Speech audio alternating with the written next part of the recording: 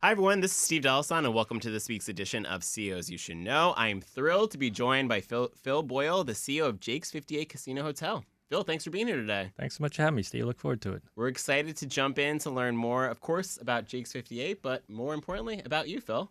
So why don't we kick it off? I know that you spent over 30 years in public service, including a decade as a New York State Senator. Very impressive. How has that experience shaped you to really leading Jake's 58 Casino Hotel now? Yeah, it's interesting, Steve, because a lot of people say, well, how did you go from being a state senator to a casino private sector? But interestingly enough, Jake's 58 and Suffolk Off-Track Betting, which we own Jake's Casino, is actually a public benefit corporation. It's a public benefit corporation. What means it's a government entity, but it's run like a private business. Awesome. So instead of the profits going to shareholders or owners, our profits go to the New York State schools. Oh, wow. Yeah. I'm sure nobody knew that. Not too many people do. We like to get the word out. Yeah, that's great. That's great to hear. Since taking over as CEO in 2022, Jake's 58 has continued to grow popularity, not just in Long Island, but of course, all throughout the New York City region. What drew you to this position, and what surprised you the most about the gaming industry? Well, I can tell you that's a great question. The money. I'm not really a gambler myself, and I knew a little bit about Vegas and stuff like that. But the money in the gaming industry is mind-boggling. Just like, for example, where we are now, we're doing very well as a casino. It's a small casino. We only have 1,000 slot machines, but we're doing in the middle of a big expansion, $211 million. Wow. And I believe when we're finished with this expansion, we're going to make well over $1 million a day in that casino. That's insane. In the one casino with only 2,000 slot machines. That is insane. Yeah, that would blow my mind as well. I know that you've been named Chairperson of the Year by the New York Gaming Association. How do you see your public policy background informing your leadership at a statewide level? Yeah. Well, one thing about the gaming industry is highly regulated, whether it's Vegas or here in New York or any state, they really is. And so my background in public service in the state legislature, before that I worked as a congressional aide for 5 years. I think I understand the workings of government, which helps in an area that's highly regulated. So if we have a little problem at the casino, I usually can know someone that can pick up the phone and say, hey, can you help us out on this? And we'll get it fixed. Good to have that Rolodex. Yeah, exactly. That's awesome. I mean, you can't look at the news and not see all the stuff that's currently going on with the downstate Class 3 table game licenses. Yeah. Can you tell us why Jake's 58 wanted to stay as that slots-only casino? Yeah. So basically, the real reason was to get the license, to become a Class 3. They call it Class 3 casinos that have table games. We're a Class 2 that only have slot machines. Sure. Just to get the license was $500 million. My gosh. So you have 3 companies now that I believe are going to win. It's not official yet. So each of those companies is going to give $500 million. That's going to put $1.5 billion into New York State budget. But that was too rich for our blood, especially as a government entity. Yeah, that makes sense. Yeah. I know you briefly talked about the expansion a little bit, but let's jump into that. I know you're about to break ground, or recently broke ground, on a $210 million expansion, one of the largest gaming investments in Long Island. What are the key goals of this project, and how do you think in the long term it will really transform that guest experience? Yeah, I think it's going to be great for our customers. So right now we have a casino that's in a 40-year-old hotel. It was never meant to be a casino. We just crammed 1,000 slot machines into an old hotel. So with this new expansion, we're going to have an entirely new building, 110,000 square feet. Nice. We're going to go from 1,000 slot machines to 2,000 slot machines with a lot of amenities and newer things. It's going to be a great increase and improvement for our customer satisfaction and enjoyment. And one thing about, if anybody's ever driven by Jake's 58 on the Long Island Expressway, they look and they see the parking lot is completely full every day, day and night. So we're going to go from 600 parking spots to 2,000 parking spots, so people have a much better experience to enjoy the games that they love to play so much. That's awesome. Everybody loves more parking. Yeah. You guys have become a major entertainment destination. I know you offer 1,000 VLTs. You have a modern interblock stadium, a dynamic hospitality experience. What leadership decisions did you make while you were CEO that were most critical to maintaining that momentum to have that type of appeal? Yeah. Well, we've been very fortunate, and I think the real reason is the team that we put together at Suffolk OTB and Jake's Casino. The casino is run by Michael Bonnichter and Dan Freed, two guys with 30 years plus experience in the gaming industry. We have people running the hotel side that have decades of experience. So as you know, Stephen, sure, interviewing other CEOs, when you get the right team around you, it makes it a lot easier. Yeah. Team is everything. Yeah. I know that we talked about this as one of the surprising facts, like how much the casino actually gives back to the community, right? Can you tell us about some of the benefits that Jake's 58 does bring to that surrounding community around it as a government-owned casino? Yeah, so beyond giving to the New York State Education Sure. Fund, so last year we gave $133 million to the New York State Education Fund, Wow.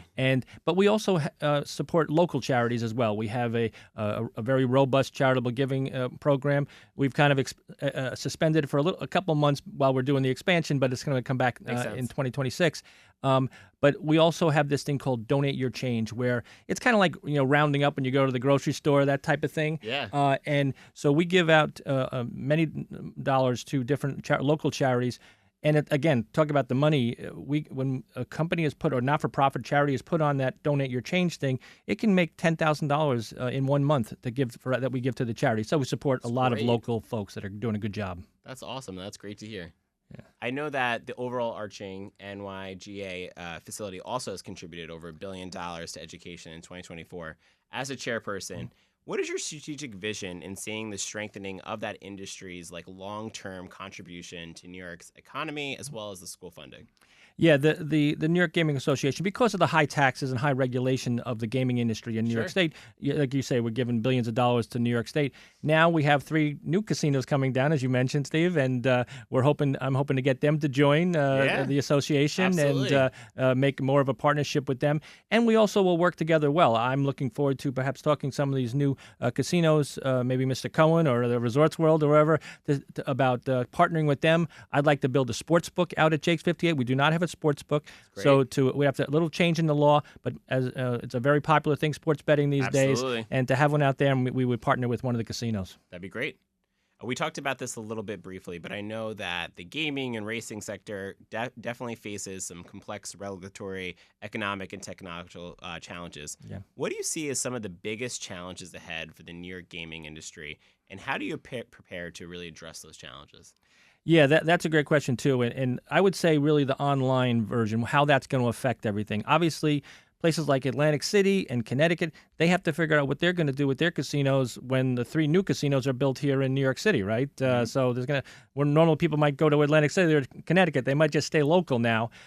For our purposes, there's a thing called iGaming or iCasino, where it would allow for not just sports betting, but regular poker and stuff like that on your computer at home. Obviously, that means people might say, I think I'll just sit in the living room and play poker rather than go to the casino.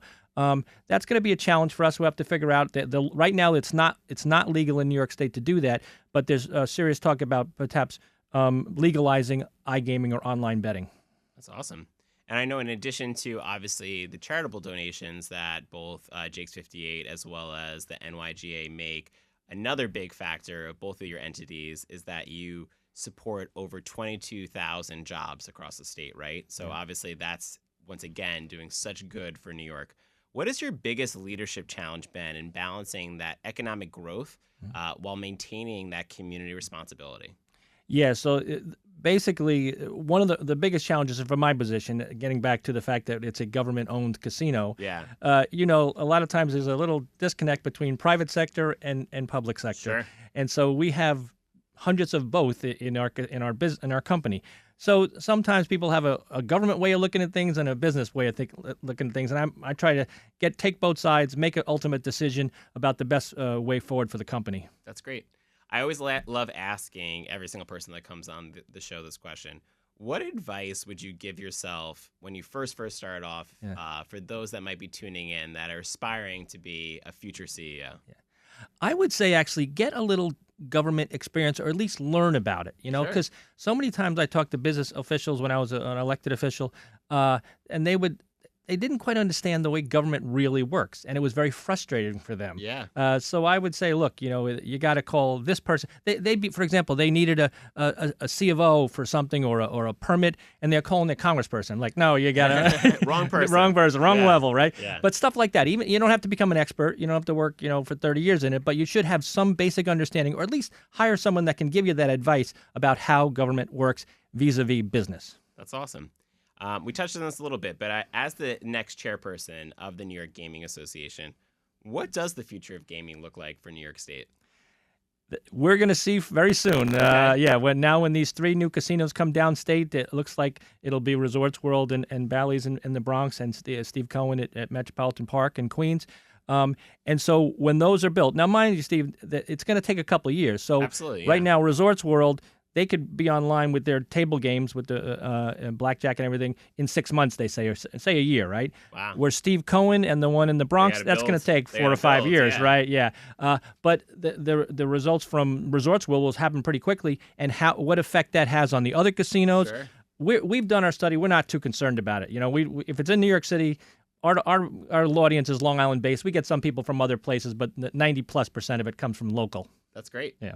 So, what's next for Jake's 58? Anything? The expansion, obviously. What are you most excited for in the future? Yeah, I think that we have to figure out what our next step is going to be after this expansion. You know, we're going to have more amenities, a spa, and things like that. Very I was nice. happy just the other day we bought a 8.5-acre piece of property next to the casino Wow. for more parking. Oh, That's just what we great. needed. So hopefully they won't be totally filled next year. But we're going to work on that, and then once we get closer to finishing this first phase of the expansion, we'll consider what we're going to do in the next couple of years. very exciting. Well, for anyone tuning in, what is the one takeaway you want our listeners to know about Jake's 58's mission? So I think it's to become a premier entertainment and gaming destination for everybody. You know, Long Islanders certainly, but everybody, whoever wants to come here. I think that we are growing, and it's going to be a beautiful new facility. They're going to love that. And then, of course, we want all our customers to win. We love it when they win. But if you do lose, remember it's going to the schools. Absolutely. Good cause. That's a good place to have it too. Well, Phil, thank you so much for sharing that information. If there's one call to action for everyone that's tuning in, what would that be? Come to Jake's 58. You can have a great time. Awesome. Well, thank you so much for being here today. We really appreciate learning more. I know I learned a ton that I didn't know, and of course, learning more about yourself. So thank you so much for being here. Thanks, Steve. Good. Thanks to be here. And thank you all for tuning in. Tune in next week for next week's edition of CEOs You Should Know.